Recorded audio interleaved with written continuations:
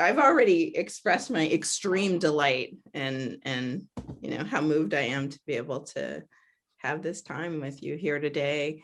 May I ask where you're at? Are you in Chicago or elsewhere? Yeah, I'm in Chicago in my apartment here. Okay. Yeah. Yeah. I have very close friends in Chicago, including Jacqueline Stewart, who's kind of a legend of film studies. And yeah, Yes. she and Kara Keeling, who also teaches at University of Chicago, great Black feminist queer theorist.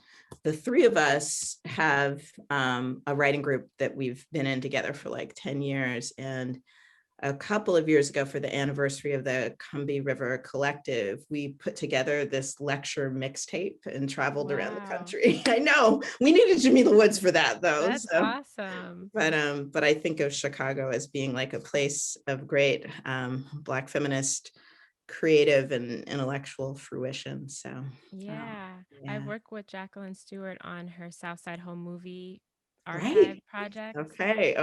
Yeah. Well, I want to hear about that. I want to hear about everything. But maybe to begin, on top of, how are you? How is everything in your world? I hope everything is okay.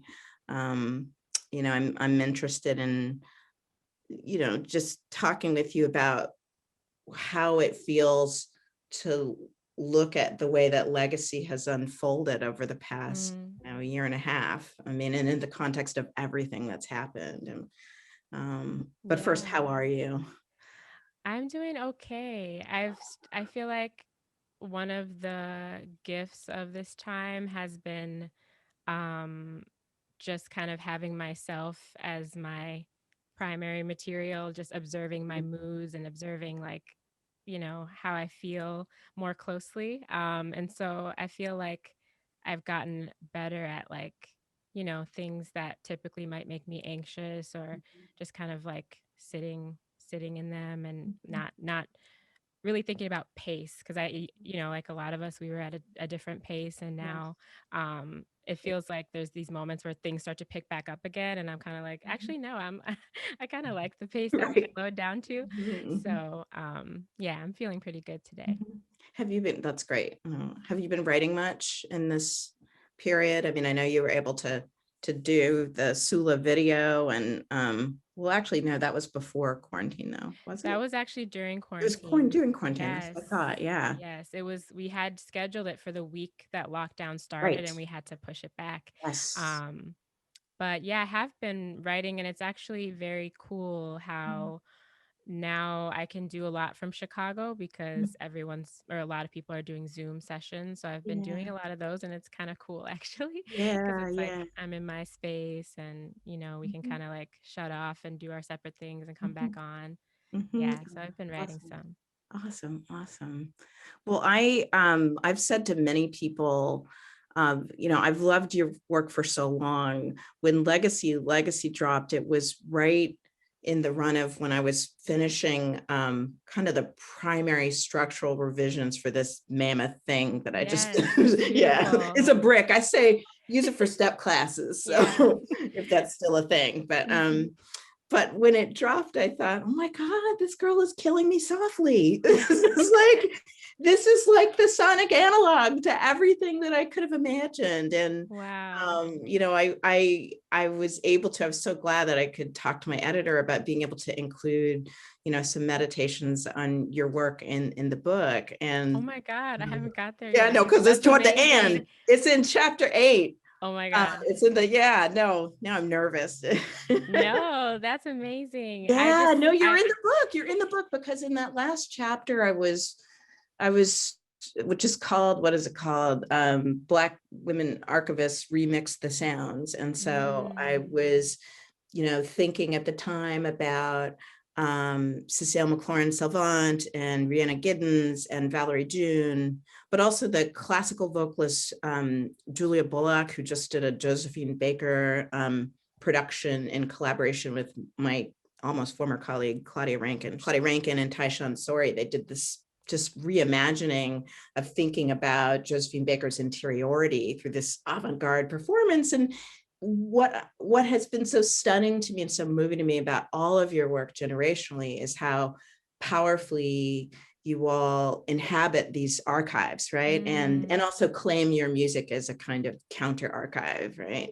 Yes. And yeah, so I was intrigued by that. I was thrilled. I felt like it was an affirmation of all the stuff I've been obsessed with.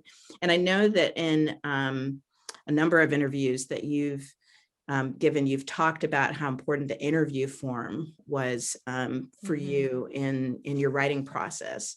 So I'm curious about that. I know you've been asked that a lot, but just, you know, how you approached dissecting interviews as a kind of through line to songwriting, the kind of songwriting that emerged on Legacy, which was so transformative and innovative, but also the other kinds of archival objects that were maybe meaningful to you in songwriting. I know you've talked about the visuals of Betty Davis and, you know, being able to see her and her kind of aesthetic posturing, you know, through everything from her sartorial spectacularness, you know, to her, you know, her affective poses. But yeah, I'm curious about the different objects that were an influence to you in writing the album.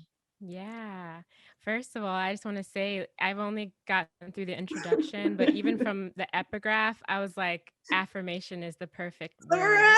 It really just spoke to so many things I've been feeling, and definitely a lot of stuff I was thinking about with making Legacy. And it kind of started, you know, after putting out my first album. A lot of artists, you know, say you know, some people don't read things that people write about them. I'm like on the other side. I used to read like every single thing and really like take it in and sit with it. And I found that, you know, the process of reading reviews and like the way that, you know, sometimes things got written about, or even doing certain interviews, I just felt so much pressure to accurately represent what I was trying to do and not have it be flattened or not have it be oversimplified or things like that. And so I think because of my anxiety around always trying to represent myself properly, or, you know, in a way that felt authentic, I just stumbled into these YouTube holes of, you know, artists I really admire, and watching their interviews, I was like, oh wow, I have it easy. They always have Right, an right, ignorant white man. At right. least I I have a know. Now variety. it's a crapshoot right Yeah. now.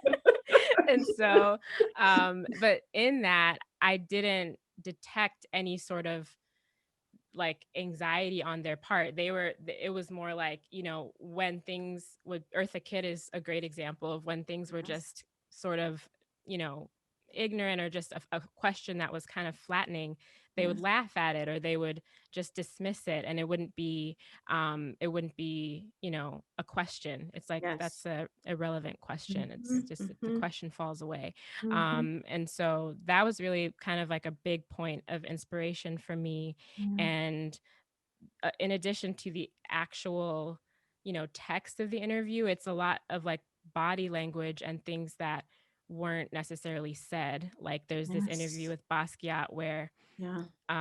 they're asking him, you know, do you ever get angry? Yeah. And he says yes. And then the interviewer says, well, what makes you angry? And then there's this period of silence, and it's just his face. Like it's just this sort of like Mhm, expression on his face. That's the whole mhm, inspiration for the song, is mhm. just that space in between. Yes. Yeah. So yeah, definitely the interviews and, you know, the writings of the various Mhm, writers, whether it's mhm. Nikki Giovanni's poem or Right. Zora's essays, Mhm. but also those things that I just intuit, you know, those things that I kind of read into the moments of silence or the Yes. laughs.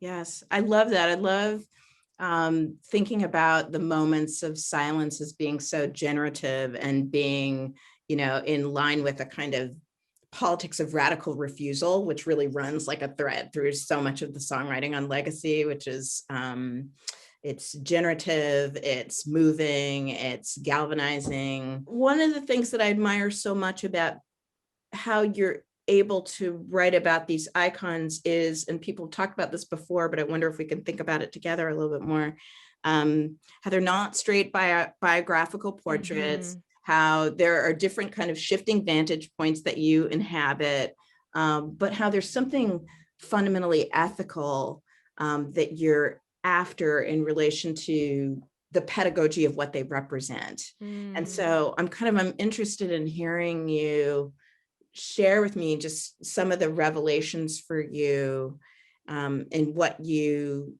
learned about each of these musicians, or what you wanted to kind of how you brilliantly condensed, all of that wisdom, into a lyric, right? I mean, that's you as a great poet too, right? And the economy of language. But I'm interested in hearing your process and how you did that. Yeah, thank you for that question. I guess when I read, one of the main projects of your book is to think of how can we see these Black women artists as archives, or their work as archives.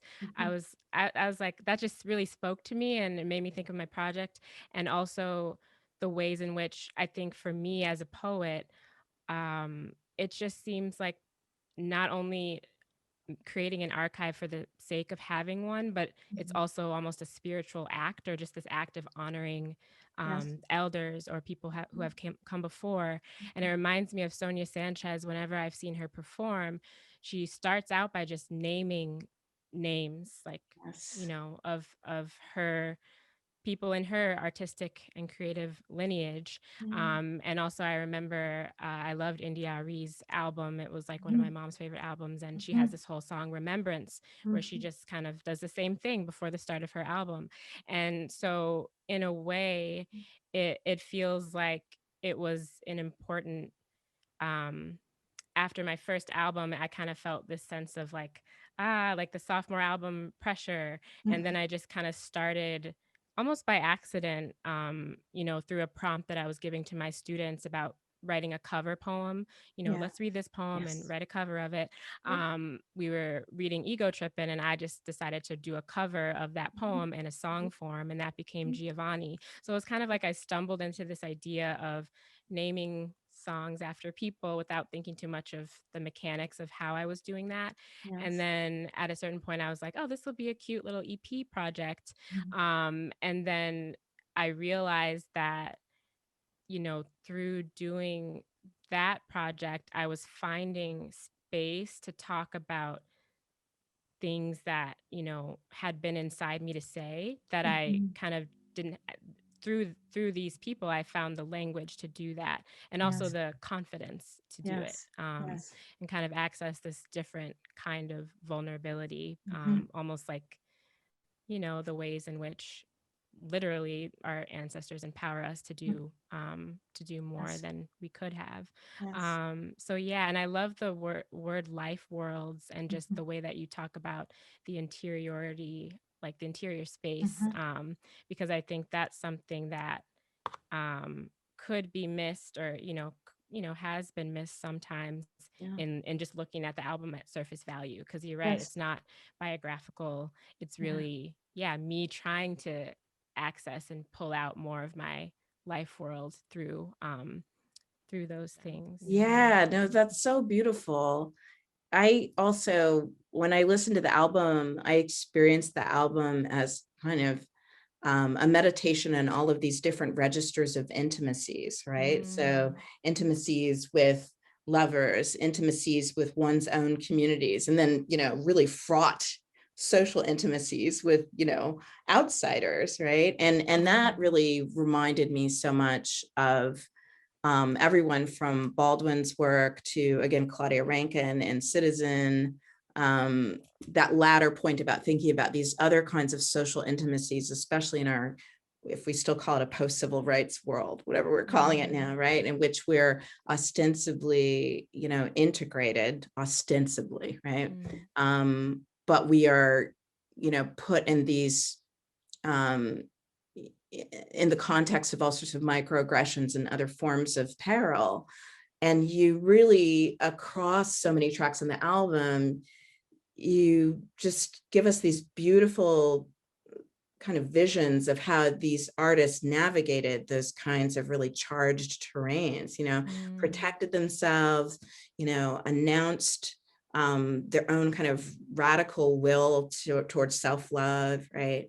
And called attention to the fact that they're also reading the hostile outsider, they're given the point of having the gaze and being able to really pay attention to all of the problems of the gaze that they're entangled in. Yeah. Okay. Yeah. And to also do that without like putting them on a pedestal as, Right. That's being right. these perfect artists, because Yes. also, at one point I taught with my students too, like broke down each song, like if I had to make a prompt for it. So like the cover as one, Eartha Kitt was kind of like a shoulder angel. Like if she was on my shoulder telling Right. me what would she Yeah. say, responding to a work that they've done. Mhm. And then with Miles, like that song to me, he's obviously a complicated person and very Yes. problematic and Yes. misogynistic, Mhm. and also brilliant artist. And Mhm. so, especially in this age of like cancel culture and just like Mhm. like I think I was having a struggle with that song because I was like, oh, I don't want to Mhm. say that I co-sign every single thing Right. about him, but the Yes. thing about him was the way that he harnessed his masculinity. Yes. I found myself in the music industry feeling like Mhm. parts of my personality or the way that I am, just they're not conducive, Mhm. like they're not valued in Yes. in the industry. And I wanted to kind of like by osmosis like absorb that inner parts of Yes. that energy for Yeah. myself through that Yeah. song, and like when I perform it I feel that. And Mhm. so just even that part of the ethics too is just like Mhm. um you know that's complicated. Mhm.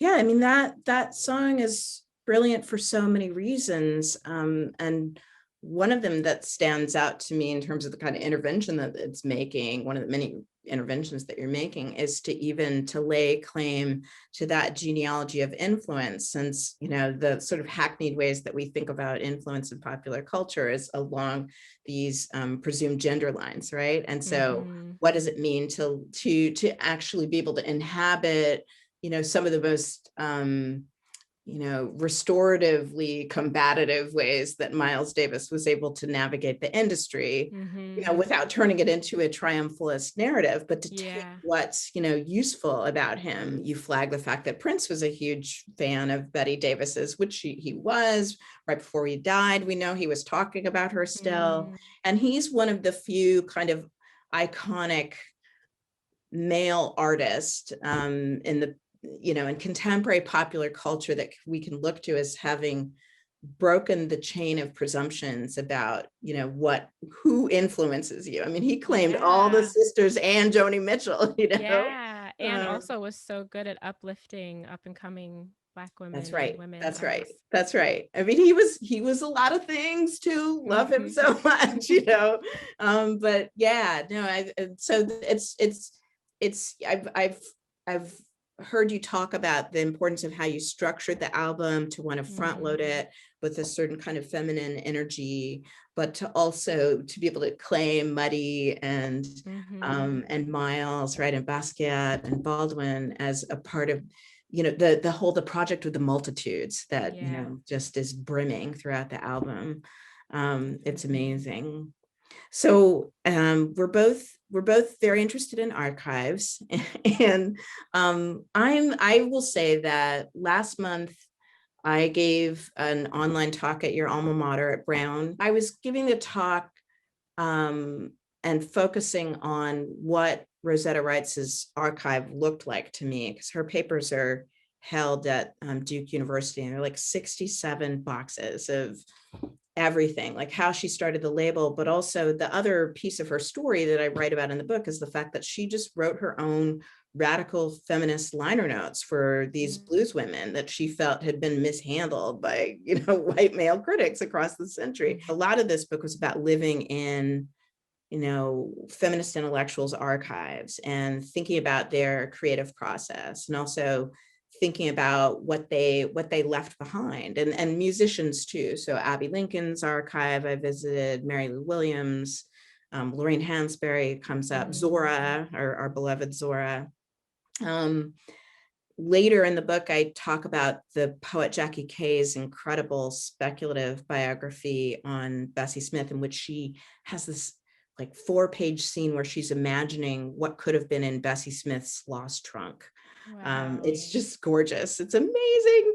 So this is a long way of my asking, do you create your own archives at this time? We know your music operates, at least to me, like an archive, but do you have an archive?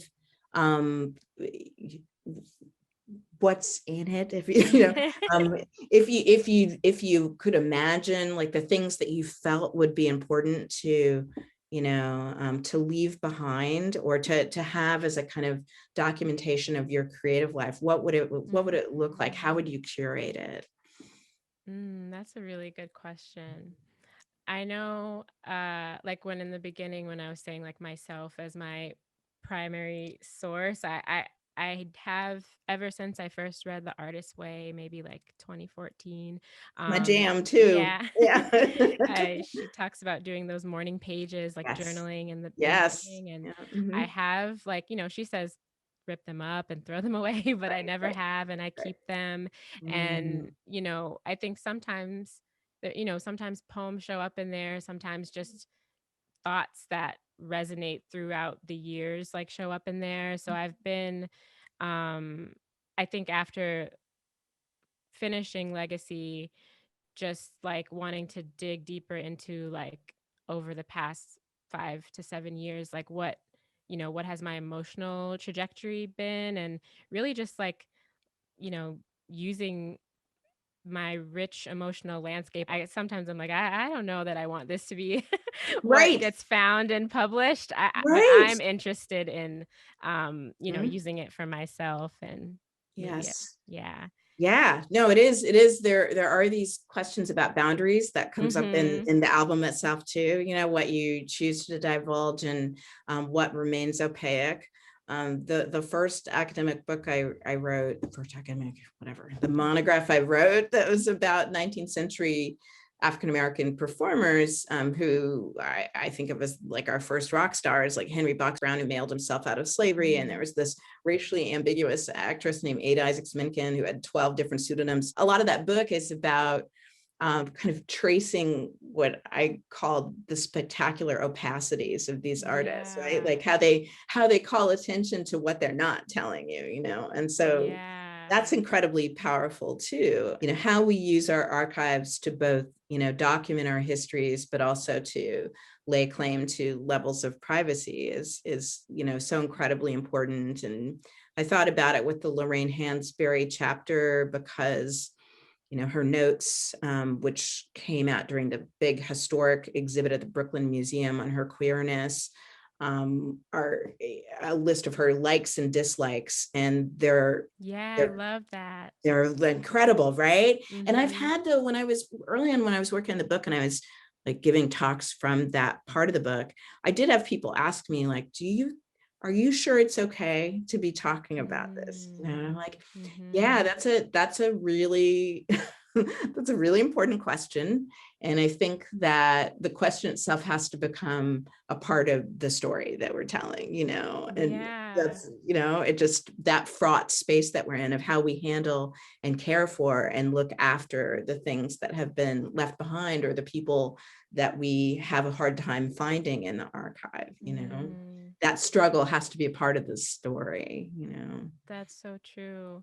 I was also recently reading the Sister Love, like the letters between Audre Lorde and Pat Yes. Parker, and Yeah. just it reminded me of when my best friend and we were separated for a year after college before she moved to Chicago eventually, and we had this notebook where we mailed it back and forth and wrote in it, and like taped things in it and stuff. And I was like, just thinking, like imagining like if someone Oh ever my God. published that, like, you That's know. in the Jamila Woods archive. Yeah. If I'm she, gonna I mean, probably be that's thinking about that question now and being like, probably noticing more archives that I do. right. No, it's complicated and interesting. And more than one occasion, I was asking myself questions about what was left. How were these objects handled, before Mhm. they came into my hands, right? Mhm. And my colleague Kara Keeling, who I was talking about at Chicago, she's written this like beautiful, really influential essay called "Looking for M," that's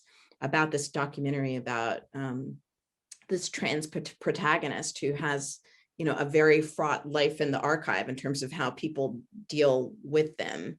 And one of the beautiful things that Kara says in that essay, which just, it opened up the second half of the book to me, is that we have to sort of maintain, especially as marginalized subjects, a way of thinking about how we look after, in every sense of the word, how we look after figures who can't speak for themselves in the archives, or, you know, are somewhere in history in a way, you know, that they've been handled or mishandled.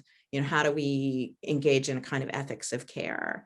And that's also something that I see throughout and hear throughout your album in so many ways and in so many different registers. I'm interested in your approach to vocalizing and whether or not across these different tracks, you found yourself engaging in different kinds of vocal techniques to get closer to the story that you wanted to tell.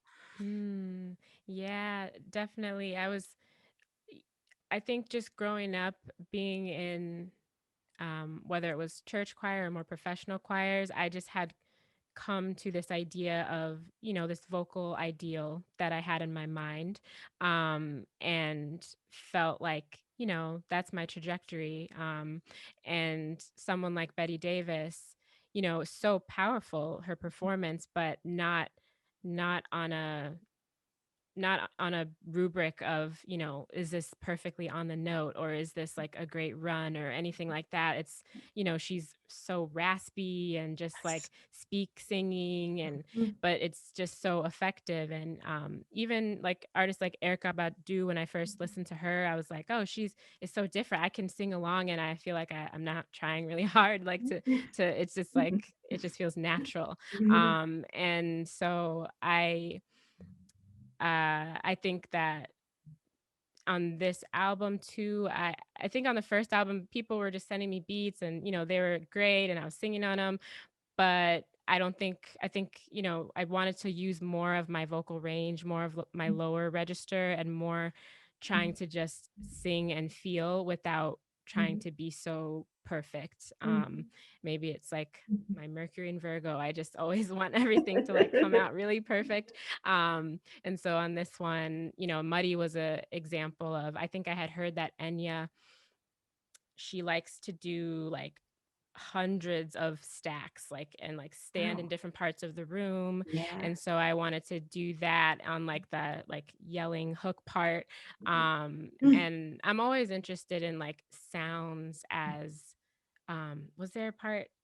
there was a part in the book where, you know, you quoted someone saying like sometimes it's what you have to say is not going to fit in actual words, so you have Right, to make right. sounds. Words don't go there. Fred Moten. Yeah. Yes, yes. Mhm. And that I loved, one of my favorite songs is like Le Fleur by Minnie Riperton, where she Yeah, like yeah, the yeah. second verse is unintelligible. It's just I don't know what Yes. it is. She knows what it is probably, but you know, I like playing with that. And so um yeah, I wanted to play with those things, and also just kind of push to sing in the Mhm. parts of my voice that I maybe don't think are as pretty or as Mhm. comfortable. That's great. It's making me think of some of the things I was wrestling with in Abby Lincoln's archive, and the ways that you know, she's kind of experimenting with mood in really potent ways. And I felt that on this record too, that um, you know, this goes back to the idea of world making and life worlds, you know, like how you can use sonic performance in order to kind of call attention to the environment in which you're immersed in, but also you know, as a Black feminist artist, to lay claim to being the architect of that world, you know. And this Mm, idea of you experimenting with the different spaces on Muddy where you were performing is just kind of this very rich way of kind of imagining, again, the multitudes of you populating all of these different, you know, spatial, you know, zones in which to inhabit sound and to generate sound.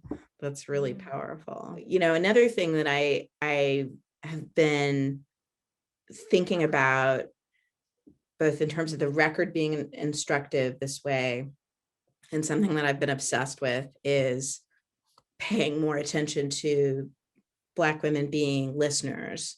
you know, having their own kind of subjectivity and affective identifications with sound, as opposed to being the conduits for sound. You know, my dear colleague and Black feminist pioneer, Farah Griffin, who wrote the first Black feminist study of Billie Holiday 20 years ago, you know, she's reminded me so much of what it means to be able to lay claim as Black women to having our own kind of desires with relation to music and what we identify with, and being fans, which comes up later in the book. I actually had interviewed my then 90, now 94-year-old mom about going to the record store when she was growing up in Jim Crow, Texas. Wow. My question is, like, what are your memories of like transformative moments of listening, moments that really were a calling to you, that hailed to you,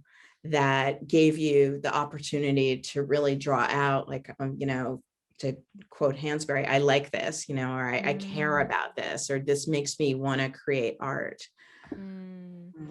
That makes me think of the house I grew up in, just my parents' stereo system, you know, with the big speakers. And at the time they were way bigger than me, and I would just like tilt them in and sit in the middle, and thank goodness my ears are still okay. But I would sit there for hours and just, you know, it was like a 5-disc CD thing, and just play the different music, and look at the covers. Like, that's really, you know, I would just be like, which covers look cool? Oh, Dionne Farris, she's like Dionne Cool. Farris, Yeah. Wild Seed, Erykah Badu, Wildflower. like Mahalia Jackson, like old records and CDs, not records. But yeah, like I think that was, I think, what I think of when I think of listening. Because my mom would also tell me, like later when my dad got a Sirius radio and it was in the kitchen, and I would sit on the counter next to it, I was just always next to a speaker, and she would just talk about how I would just sit there for hours and just like try to sing along. And yeah, and I think that's still, you know, now it's playlists, but I think it's like, you know, I'll just sit for hours making playlists and sending them to people. But yeah, I love that. It feels like a really big part of my process too. Because I think in general, I've just been owning more of, like, you know, when you asked, you know, earlier, have I been writing?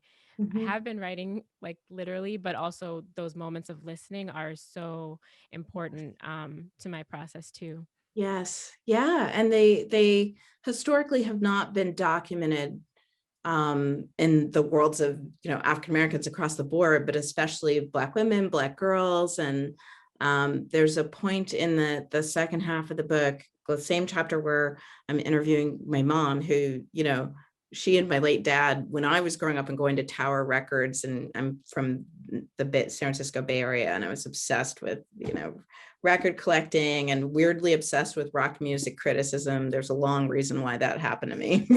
That's who I became, right? Much to my parents, you know, civil rights era, from the South, migrants to the Northern California, their kind of chagrin of like, who is this youngest child of ours? But, you know, they never, as is true of many African-American parents, they didn't talk to me much about their childhood.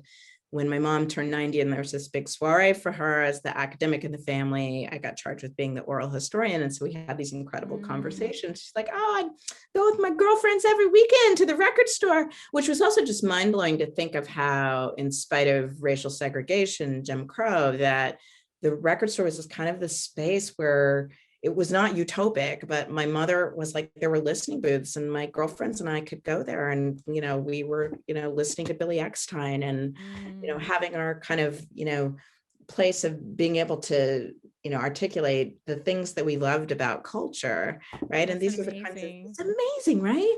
And there was a sister in Detroit, her name is Marcia Music, who is the daughter of Joe Von Battle, who had a legendary record store, and I interviewed her, and she talked just like you about sitting in the store on the weekend, or dad's store, and looking at the record albums and the album covers being kind of like, you know, works of art that she was learning to read, and that were kind of question marks for her that she was Mm, interested in dissecting in relation to the music. So it's a yeah. broader kind of intellectual life world of Black women and girls that we just never talk about. And yet we're, crucial to American culture. Yeah, I love that. It's just what you like Black women as fans and, Mhm. listeners. That makes me think of the ways I would hear certain stories about like the artist my mom loved and the Mhm. record store. I mean, we had Borders Oh, to yeah. go to listen I to music mean, at Borders. So I sure, learned. that was before everything fell apart. There was Uh-huh. borders. Yeah. Yeah. I wrote an article in the New York Times last August to mark the 100th anniversary of Mamie Smith's Crazy Blues, first blues Mm, record by an African American.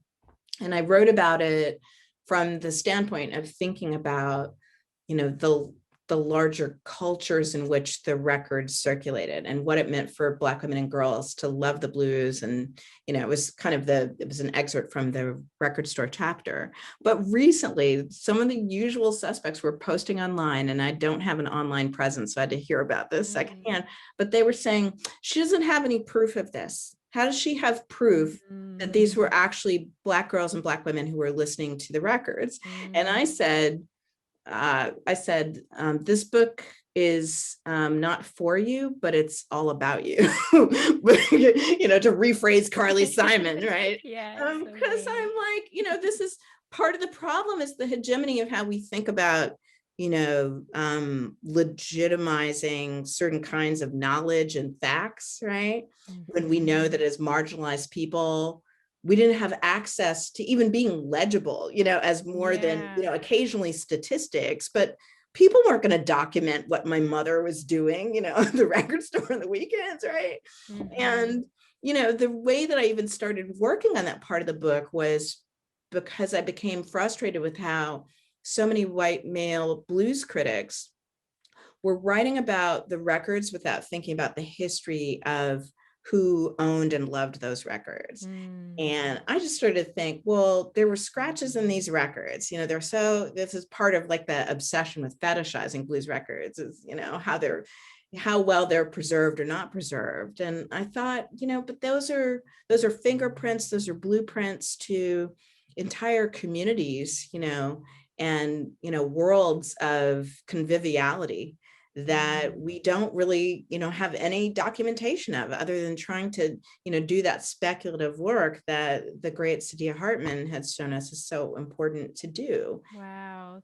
That's so powerful about that pushback of, not having proof because yeah, that's just so to be able to imagine, the communities of women listening to that music. And even now, just the ways that like even when we talk about concerts and they say 70% of people who go to concerts, at least in hip hop, and but a lot of music is white audiences, like that's an erasure of the ways that Black people, Black women are listening to music in other ways, and Yes. throwing their own parties with their own DJs Yes. and playlists and having their own ways. So that's really inspiring to think Yes. about. Yeah. Yeah. No, I, my dream would be, I co-founded a group called Black Sound in the Archive. It's a working group here at Yale. And I've always said pre-pandemic, oh, we should be having these kinds of gatherings where, they're like listening parties, Mhm. legacy would be one of them. That reminds me too of the way that with every project, even before when I was in a band, I would do like a listening session before, like like right as all the songs were done, and it was just like figuring out the order and just, other things like Yeah. that. For Legacy, it was inviting like a lot of Black women, but also just other, people who are in my listening circle. And I think as a poet, you kind of get used to like having the open mic space of like that feedback, like to try something out. And so I think I've tried to replicate that with having those listening parties before actually putting out and incorporating the feedback. And people helped order the album that way too. I love that. I love that. I love that. I mean, it again, it goes back to the idea of multitudes and collectivity and the communal, and that's actually, that word has been used quite a bit with regards to this album. I've seen it described as kind of a communal event. And I thought that was very beautiful that people were picking up on that it has a kind of, you know, an investment in community that people may not always pay attention to if they're just thinking of the icons, right? But the icons embody communities, you know, which is just really gorgeous to be able to sit with that. The extent to which women artists are afforded the space to even, you know, be aligned with, you know, albums as, you know, long form works of art, right? That they are able to, you know, virtuosically take on and inhabit is something that, you know, has been very complicated. Of course, Black women have been completely marginalized in these kinds of discussions. I'm interested in like albums for you that have been really important in how you think about the album form. And yeah, maybe that's where I'll leave that. So. Yeah, that's a great question. For some reason, the first thing that popped into my head was like a Taking Back Sunday album. I can't remember. I think it's like your the cut from the team song is on it. It's like, I think it's their most popular first album. But because when I had the CD, the lyrics in the booklet are not the same as what they sing. It's kind of like a poem that kind of sort of gestures toward the lyrics, but it's not the same. And that was like really fascinating to me. And I think reading your book, I was like, oh, I want to play in liner notes more like that. Oh, we need that. We need the Jamila Woods treatment of liner notes. Definitely. Yeah, I think that's what really excites me about it, is just the ways that, you know, you can play within a form. And I think that's what I love about being a poet, is that's all about just, you know, anything can be a form. And I loved that about your book too, that, you know, you have a side A and a side B, and you talk about the B side, you know, where you're being more experimental. And I didn't know if, because for me with Legacy, I had more names. I had like a longer list of names, and it didn't, you know, some surprised me at the end and some didn't make it on. But I didn't know with your book if you felt like you always had this vision for what it was going to be, or how did it evolve at all or change? Oh yeah, no, thank you. That's a great question. And I'm long-winded, as you can tell from that book.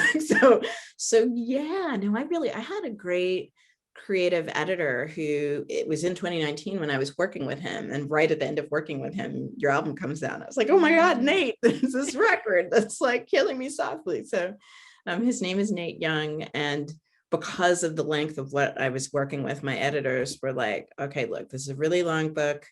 We think that you should maybe streamline some ideas and pull some of these narratives out for other projects. And the main one that was hard to let go of, but now it's a standalone book, is the long history of Black women, you know, fighting with and through different productions of and cover songs emerging out of Porgy and Bess, and especially Summertime, which is the most covered song of all time, which some people don't. Yeah, I didn't know that until, but yeah, no, the anti-Blackness of that show and the fact that people don't talk about it as such was an early kind of obsession of mine. It was when Susie Laurie Parks stepped in to work on a new libretto with the director Diane Paulus for the production with Audra McDonald in 2012. They were workshopping it at Harvard when I was on sabbatical.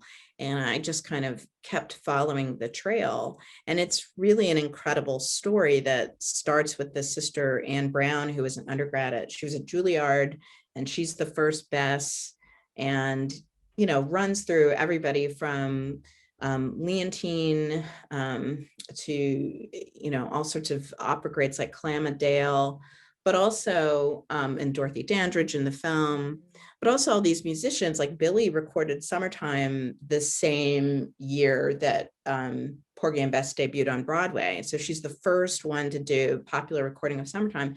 and you have covers that are just all across the century, right? And, we can end with Fantasia and Jill Scott, but it keeps going, or Angelique Kidjo.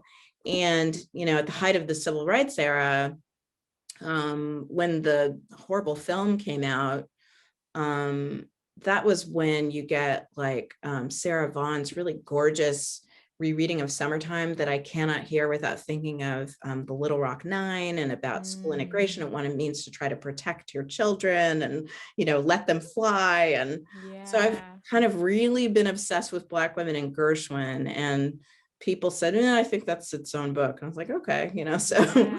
So that's so powerful how a cover can, at a certain moment, can encode all those other things. That's quoting Jamila Woods, the cover that can encode. Since you also were just bringing up like the tracks that didn't make it onto Legacy, and obviously Sula comes out after Legacy, it marks the first anniversary of her passing. I'm interested in your creative process in writing that song, but also thinking about Toni as, I wonder, I'm curious about your research approach to Toni in thinking about that song or beyond that song, because Toni, I've been finding and teaching now a class on her a couple of times around now. And I was her colleague at Princeton. So I have stories about her, which was like amazing. Yeah, but it is incredible. It's crazy. But there's so much out there in terms of her archive. And so I kind of wondered if that was something that you were thinking about too, in relation to also the book itself, which is an extraordinary kind of archive of Black feminist knowledge. So any kind of ways that you're interested in talking about that? Around her passing, some of the people that I work with were just like, oh, wouldn't it be great like if you tried to write a song named after Toni? And I just couldn't. It was just like, it just felt like so many for all of the people, it's so many, but I think in that moment I was just like, I can't even pull one thread of something, because it's so expansive, everything that she's written about, everything that she's given me.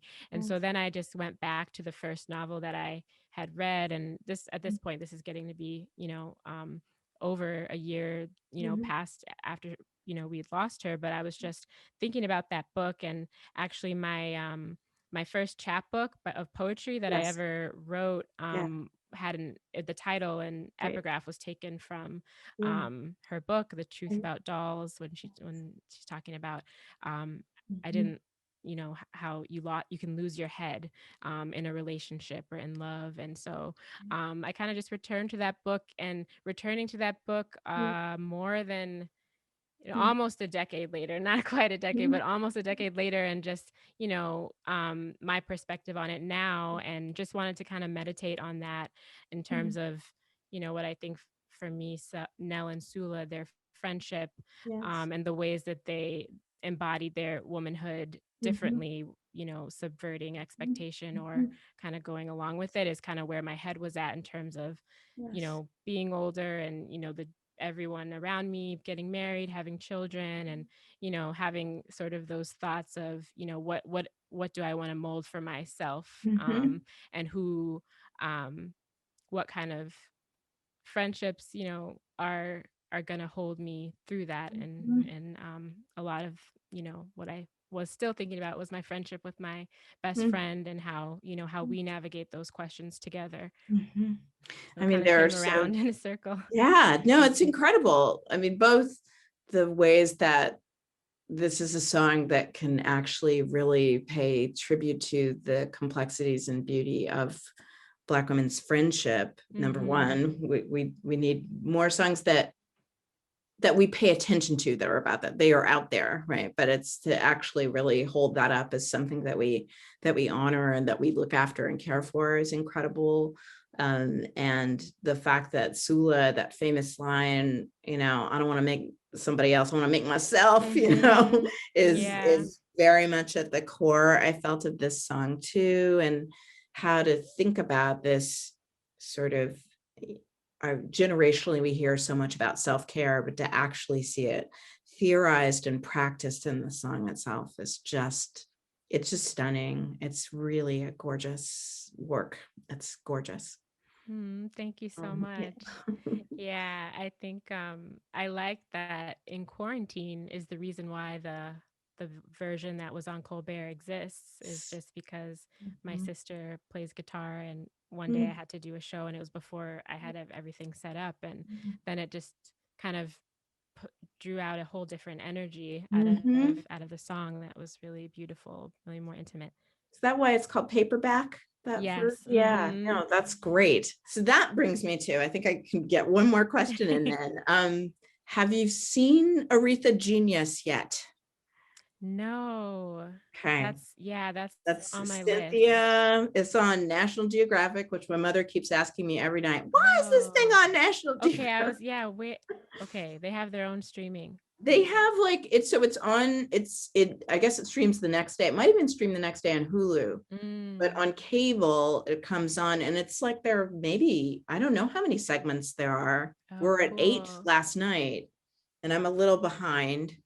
Um, I guess I'm one of the things I like about the the the show, and this is a Susie Parks executive produced Mm. show. She also wrote it. She did the Lee Daniels Billie Holiday film, which I haven't watched yet as well.